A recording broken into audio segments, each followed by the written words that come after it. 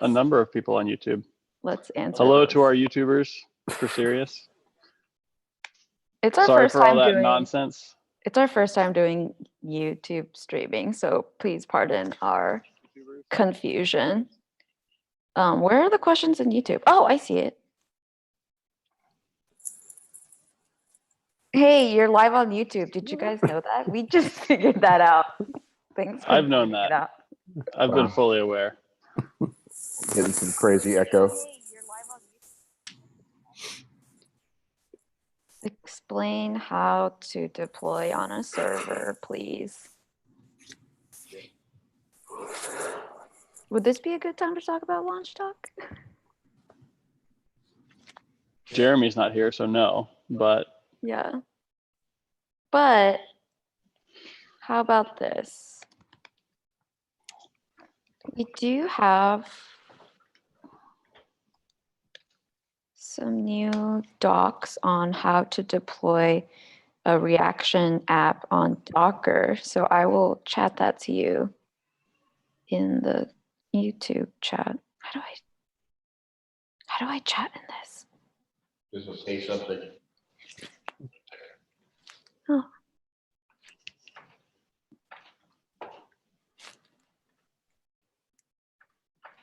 Wait.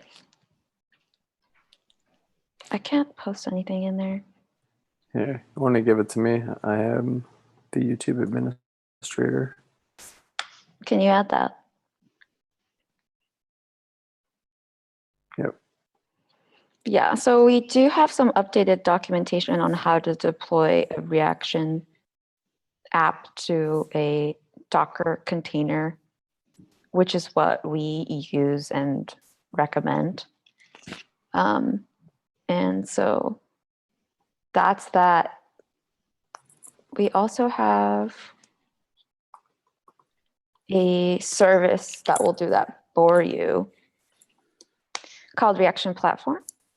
And you'll need an invite token, which you can get once you contact us, but that makes it a lot easier to deploy Reaction to a server. You can just type Reaction build in command line, and it'll do all the Docker and Kubernetes stuff for you. So those are two options for deploying Reaction on a server. How do we differentiate ourselves with Salesforce Commerce Demandware? I've never actually used Demandware, so I don't really know that much about that, but do you Well, see the first one would be that we're free and open source, and Demandware is neither of those. And then you can modify the software directly, which you also can't do with Demandware because it's a closed source SaaS. Beyond that, I don't know specifics of feature by feature differentiation. Yeah, I think from my perspective, that's the main thing as well. We're open. We also are portable. It's not the easiest thing to do to move from or to Demandware from another platform. You know, so being able to deploy your own Reaction server, you know, wherever you want, you know, whether it's your own hosting environment or ours, I think is a pretty significant benefit of using Reaction. My video looks like it's froze in a funny place. But yeah, I think, you know, the fact that we're open source, the fact that you can deploy Reaction just about anywhere, I think is a pretty important facet of using Reaction over Demandware.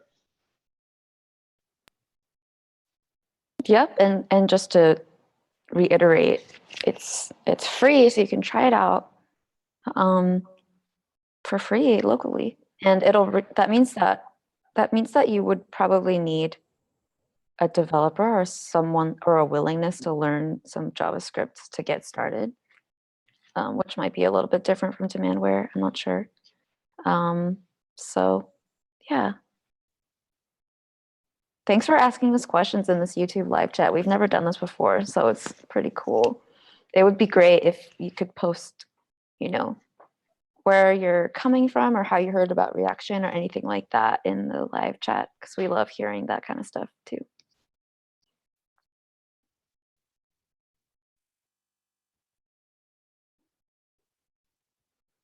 Audio went dead.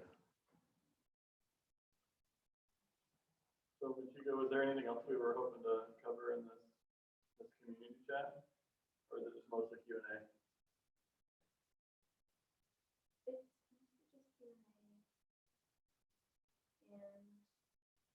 Your audio, my audio. Yeah. You guys are all Oh, muted. yeah, There I you go. see. So if you haven't noticed, we have an agenda that is on Google Docs where I just post the latest stuff in our latest release. Our latest release is 155. And I wanted to note a few things for developers that are new in 1.5 that they might have not known about. One is that we now have a new script, an NPM script that will allow you to build the documentation locally, or you can look at it online from this URL. And we're continuously improving those docs. So check those out and make sure to keep on looking at them because it'll be always improving. Another cool thing is that we had a pull request from the community last week that fixes an issue and adds a new function to the before core init hook, right? Is that right? Does it add a new function? It just adds a new hook. I see. There is now a before core init hook where it previously did not exist. Yeah. So could you talk about that a little bit? Sure. So, I mean, our architecture has hooks built in. So before core init is a type of hook that we're calling an event hook. We also have method hooks and collection hooks, which are additional types of hooks that you can use to hook into core reaction functionality from a plugin or from your own code. But the before core init hook is a hook that will run before the core initialization method runs. That's kind of the basics of it. It's not super complicated, and the PR you can look at is pretty basic, but it's a fairly important piece because it allows you to hook into, I guess, that part of the server before any of the initialization has run. So what that basically allowed someone to do is write a plugin that would load data before the rest of the app gets bootstrapped. So the core init is basically running through creating a store, creating all the registry entries. It's just everything to like build the data so the store can run. So it's basically the bootstrap. So this allows a plugin to like, well, if I want to insert data, and then the bootstrap will operate on that data rather than having to modify the JSON files in the private data. You can just have your data within your plugin, and it's all nice and self-contained. So I don't know why we didn't have that before, but somebody pointed out basically like I can't do this and put in a PR for it, which is like the perfect contribution for a community member of like, here's a problem, let's solve it. And so now you can do that. I don't know why we didn't do it before, but thanks for doing that for us. Yeah, and I guess to the point of what differentiates Reaction from Demandware, this open source side means that you can add functionality to the core, and I would say especially in kind of our current stage, we're moving really fast, and there's plenty of room for ideas that you've got to get merged into core, and we've got developers all over the world who are contributing code. So I think it gives you the opportunity to help Reaction kind of become the perfect platform for whatever you're building on top of. I also think I'm not trying to pat ourselves in the back, but I think it does show what we can do in terms of our faster release process now. So there's a PR, especially like a PR on Thursday, a release 2 days later, and now that change is in the master, is in the production release. So this is hopefully what we can accomplish by doing faster, smaller, quicker releases. Mm-hmm. So, yeah, thanks for that, Spencer and Brent. We actually have one question in YouTube. So it says, thanks, we're from Brazil. I'm testing it out right now. We have implementations on Magento, ATG, and Demandware. What's ATG? I've never heard of it. How can I try the marketplace? That's one question we got from YouTube. If I'm getting it right, it's once I start up a fresh copy of Reaction, it's all about just going into the initial shop settings and turning something on, right, Spencer? Yeah, so I guess first off, ATG I think is Oracle's e-commerce solution. Yeah, Oracle Commerce. But yeah, the marketplace, while it was in development, so if you guys have been following along, kind of on the marketplace branch, and then before we merged the marketplace branch back into master and started tagging releases that have this marketplace functionality, marketplace was enabled by default. Before we actually released marketplace officially, we turned it off so that it is no longer enabled by default. So there is a switch. I think it's in the shop settings. So yeah, I mean, if you fire up a new store, you can go into your shop settings and enable marketplace, and I think from right there you can start to invite shops or enable functionality to permit shop owners to self sign up for your platform. So that will kind of initiate, I guess, what you could call onboarding. We are working on a more comprehensive onboarding workflow for merchant shops, but that's the basics of it. We've talked about this a little bit before, but the basics of our marketplace platform is it enables a different catalog for each shop owner. We recently added a little bit of controls for the marketplace owner so that they can enable shops and disable shops, and you have a little more filtering capabilities. And there's more of that to come, but again, the goal is to provide a platform so that when you're building on top of it, you can build out whatever features you need for your marketplace. One of the rules we've kind of lived by at Reaction for years is that we want to be kind of the 80% solution. No e-commerce shop is the same, and I'd say that's doubly true for any kind of marketplace or platform.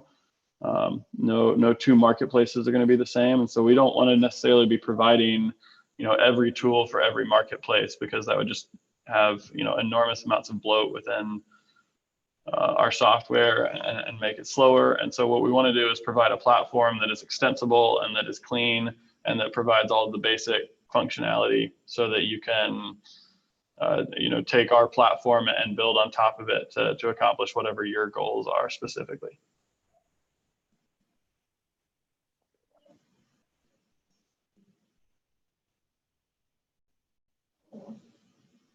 Anyone have any more questions? I think that was the basics of what I wanted to cover this week. And Machiko, I think you're still muted. I knew that. I was muted. If you have any more questions, feel free to put them in the chat. That was mostly what I wanted to cover this week, because we also wanted to say that for the next few sprints or so, the Reaction core team is going to focus on not really shipping any new features, but going through a lot of bug fixes, performance upgrades, and things, and kind of refactoring and going through technical debt and things like that. We were just talking earlier about the latest Meteor 1.6 release candidate, I believe. I don't think it's actually officially out. And the things that we hope to put into Reaction from that.